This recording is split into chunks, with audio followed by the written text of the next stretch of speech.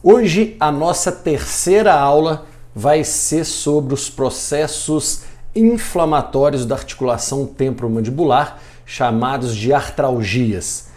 Nós temos pela Academia Americana de Dor Orofacial essas artralgias divididas em capsulite, sinovite e retrodicite. O que causa um processo inflamatório numa articulação? Pode ser os microtraumas como os macrotraumas. Todas as vezes que uma sobrecarga ultrapassar a capacidade adaptativa dessa articulação, provavelmente nós iremos ter um quadro de processos inflamatórios chamados de artralgia.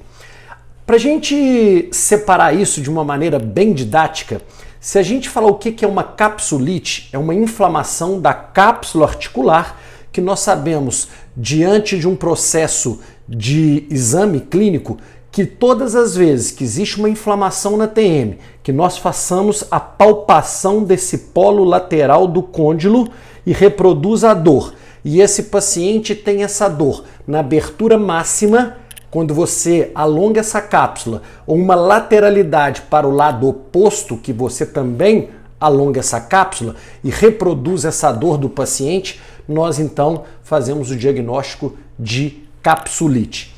A sinovite é uma inflamação das membranas sinoviais que podem ter presença então de edema intraarticular, que a gente vê então nas ressonâncias magnéticas, principalmente em T2, que mostra processos inflamatórios, a presença de edema, um líquido branco, uma efusão intraarticular.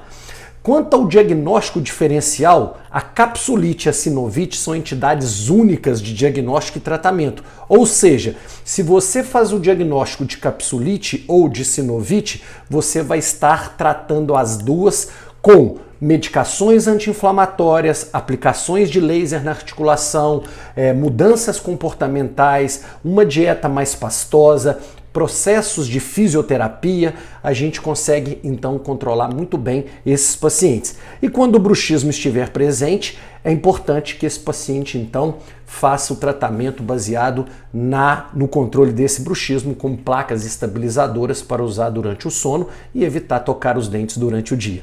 E a retrodicite? A retrodicite é uma inflamação do ligamento retrodiscal, que é um ligamento que é muito inervado, muito vascularizado, que está atrás do disco articular.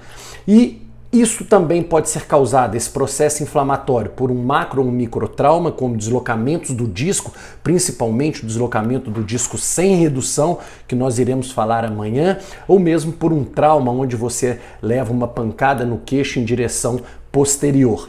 Então, quando esse côndilo toca nesse tecido retrodiscal, que é muito inervado e muito vascularizado, também pode criar um processo inflamatório, um edema e até mesmo, por esse edema, uma mordida aberta ipsilateral.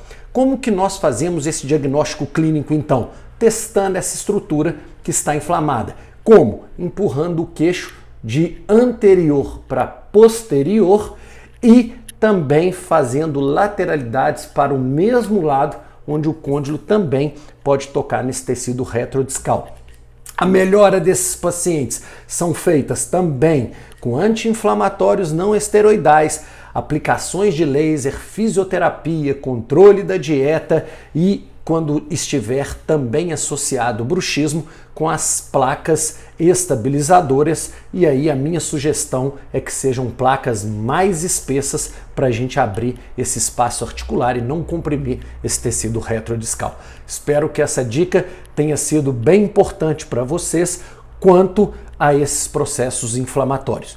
E aí, para finalizar, a gente pode ter também uma ligamentite, ou seja, uma inflamação por alongamentos do ligamento que une o disco articular à cabeça da mandíbula, que são os ligamentos colaterais, laterais e mediais, que com uma abertura muito grande, por um bocejo ou por uma abertura demorada numa extração dentária, principalmente dos terceiros molares, um tratamento endodôntico de dentes posteriores ou um tratamento estético de resina, onde o paciente fica muito tempo com a boca aberta, você pode ter então um estiramento desse ligamento discal e ter também um processo inflamatório muito grande que levaria então a uma limitação importante da boca chamada de contração protetora ou cocontração e que melhora também com processos de anti-inflamatórios e também controle da dieta e nesses casos a gente sugere entrar por essa limitação